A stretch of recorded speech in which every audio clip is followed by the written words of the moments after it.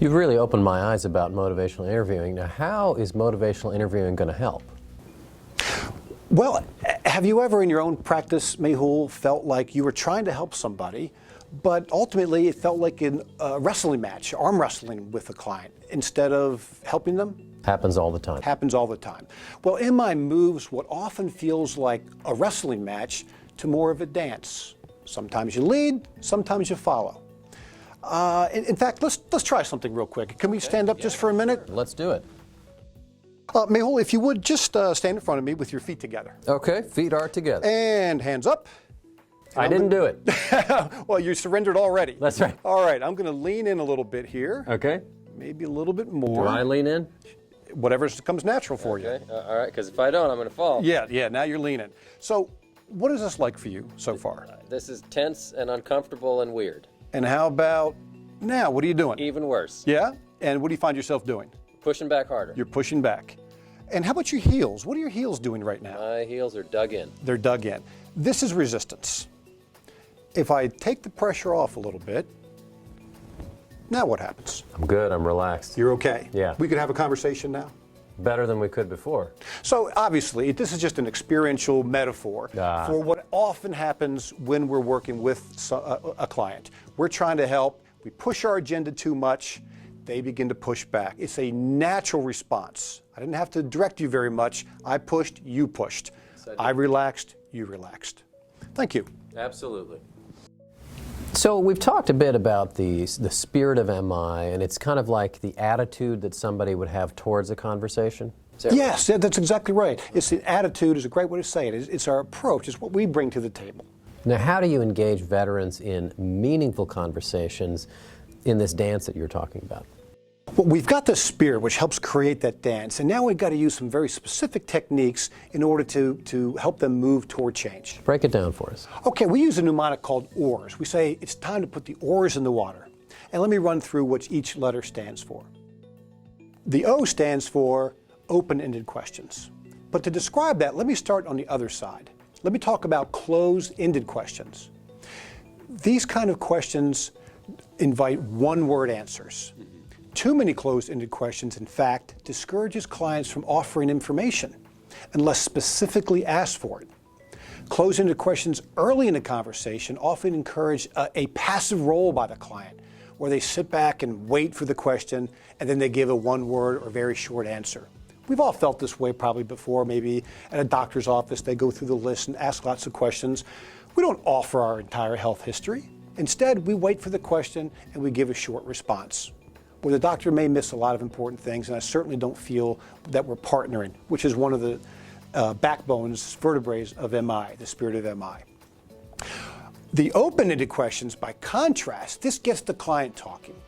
Open-ended questions encourages clients to take control of the direction of the reply, which in turn can help the client feel safe and able to express themselves.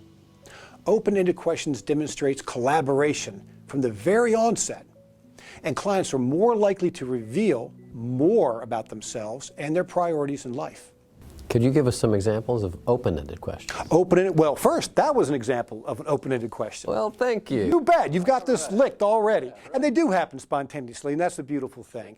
You could have asked me a response where, like, will you ask me one? I could say yes or no. Oh, okay. But instead, you asked me to launch into examples, which I'll do now. An example might be, what types of things would you like us to talk about today? Or what, if anything, would you like different in your life? Or one of my favorite, if you did make this change, what would life be like 5 years from now? Yeah, I like that too. This avoids that quick question, answer. It becomes more expansive where they can do some searching themselves. To help create an environment for change, the research says that about 70% of the questions that we do ask should be open-ended questions. Wow. If we want to create an environment for change, which we do, we want most of our questions to be open-ended. Not all of them. There are good times for closed-ended questions. We want to lean heavy on open-ended questions. That, in a nutshell, is the O in OARs. Let's move on to the A. A stands for affirmations. Affirmations are genuine, direct statements of support. These are usually directed towards something very specific and change-oriented, something about making a change. Affirmations demonstrates that the counselor understands and appreciates at least part of what the client is dealing with and is supportive of the client as a person.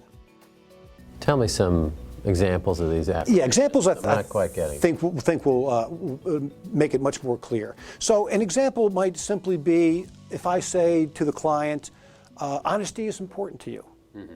I'm affirming a piece of you. And it's probably something it's about a value, a characteristic. It's not, you have nice shoes on. It's deeper. Okay. It goes after something that the person will feel bolstered by. I may say, you have good ideas. Or, being a good parent is important to you. Parents enjoy hearing that. It affirms them as being a parent. The point of an affirmation is to notice and acknowledge client effort and strength. And who doesn't feel a little bit more empowered when someone points out a strength? So that's the A. We're moving to the OR in ORS. The R in ORS. The R stands for reflective listening. Listening reflectively and forming reflections is one way to demonstrate empathy. It's about being quiet and actively listening to the client, and then responding with a statement that reflects the essence of what the client said. Sometimes exactly what they said, even word for word, is a reflection, but often beyond that, the essence of what they meant when they said their statement. So it's a way to show that you're listening and that you care about what they're saying. Yes, and in fact, that was a perfect reflection. Hey, I'm doing this. You've got the open-ended question, and you've hit a reflection. This is great. Okay. It does come naturally, and the reflection for me, I know that you were listening because you had to reflect back, and in this case, not even word for word. You had to process what we're talking about and then offer a reflection.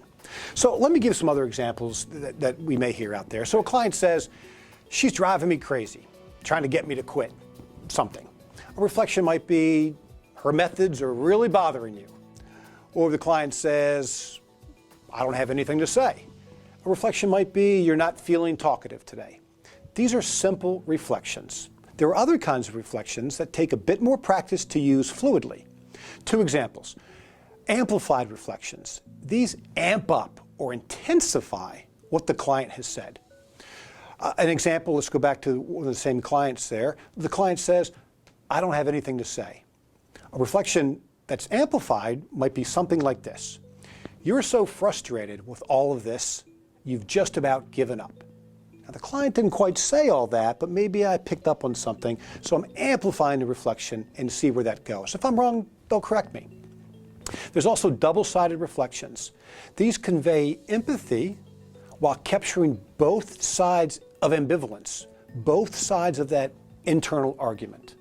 An example might be, on the one hand, trying to stick to a specific workout plan seems daunting. And on the other hand, you think your self-esteem would improve if you lose weight. So you're pointing out both sides of that internal argument. We got through the O, the A, the R, and now to the S. S stands for summary. This is actually a type of reflection, but it deserves its own category.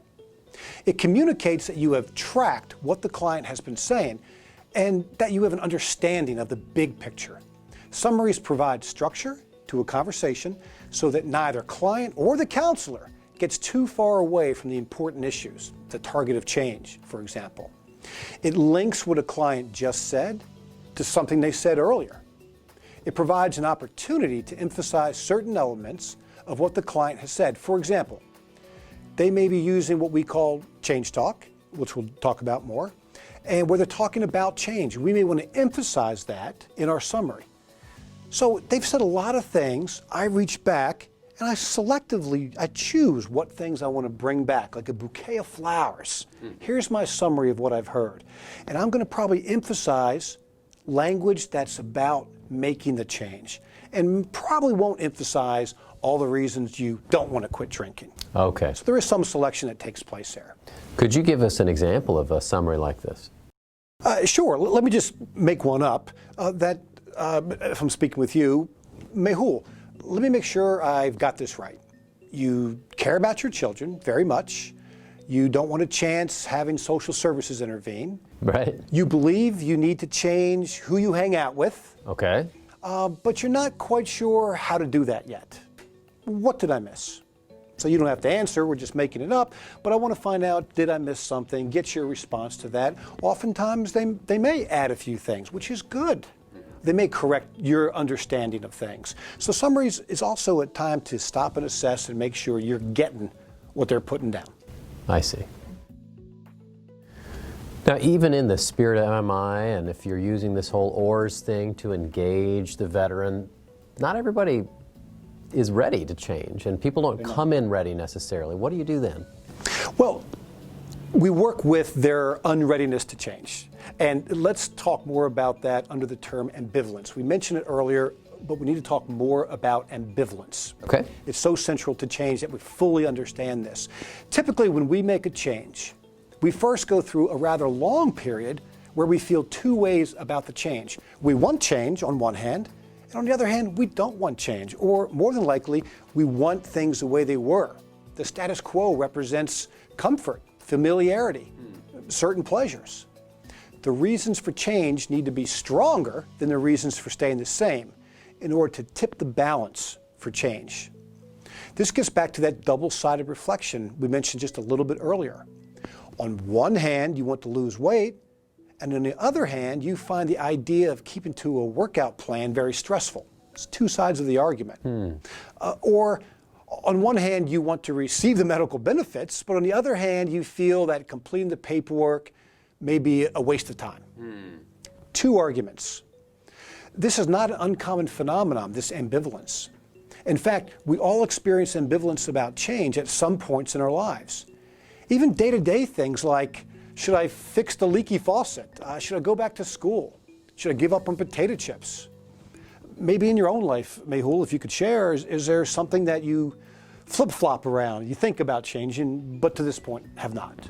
Yeah, I think the piece that we were talking about earlier, this idea that I may spend too much time on social media applications during my time at home, or maybe even at work. And let's try to put that in an MI statement. I normally wouldn't have the client do this. We would offer it. But let's give this a try so you can see how this flows for yourself. Can you put that in this kind of sentence structure?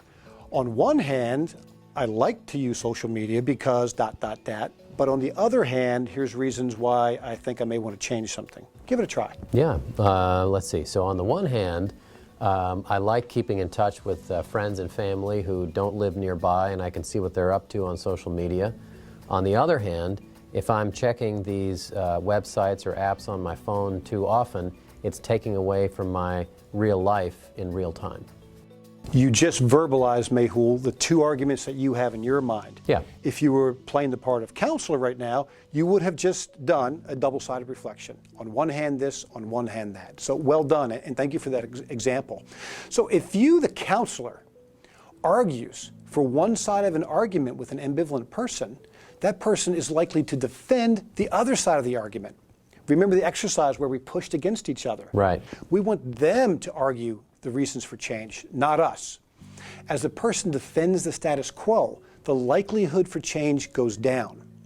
We would actually be more helpful in this case to not say a word than to argue for change, only to have the client therefore argue against change and further bolster that side of his or her ambivalence.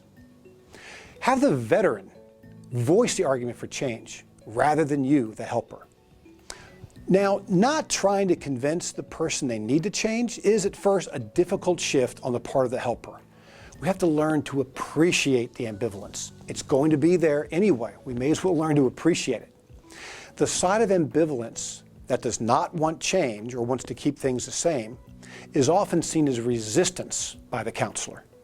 This is unfortunate because it blames the client in a way, and it certainly frustrates the counselor, and oftentimes ruins the relationship and therefore ruins the conversation. Resistance is simply one side of ambivalence. Let's learn to roll with it. We say in MI, roll with resistance. This is practicing the acceptance and the autonomy part of the MI spirit we spoke about earlier. Embrace ambivalence by exploring it. Become a detective. It's actually quite interesting to investigate and discover both sides of the client's internal argument about change. So what else might you be looking for if you're a ambivalence detective? I like that. Yes, ambivalence detective. Right. Well, researchers have found that people tend to go through a similar process when they make changes, and that this process can be conceptualized as a series of steps or stages. At the beginning, I mentioned Prochaska and DiClemente, right, and their trans-theoretical model for change. Well, it's just stages that we tend to go through when we actually make a change. Pre-contemplation, the first stage. A person is not seeing a need for a lifestyle change and may in fact be unaware that others believe a change is needed. So we can't jump into a solution when the idea of change is outside their awareness. The conversation won't go very far. When someone suggests to them that, hey, you need to make a change, they're like, what are you talking about? Mm-hmm. That's the first stage, mostly outside of their awareness. The next stage is contemplation. A person is considering making a change, but has not yet decided. They are ambivalent. They're thinking their behavior as possibly being problematic, but they haven't decided to do anything about it, or even for sure that, yes, this is a problem that needs to be addressed. The next stage is called preparation. They're planning to make a change. They've already decided it's a problem, but they haven't yet taken action. Here you can help them move to planning because that's where they are too. It's past the pre-contemplation and contemplation, so we may be able to engage them in a conversation about planning. But again, if we go in with planning ideas and they're at a lower stage of change, it's going to be a swing and a miss. So the next stage is action. A person is actively doing something to change. It may or may not be effective. It may be a small step or a big step. Okay. But they're actively engaged.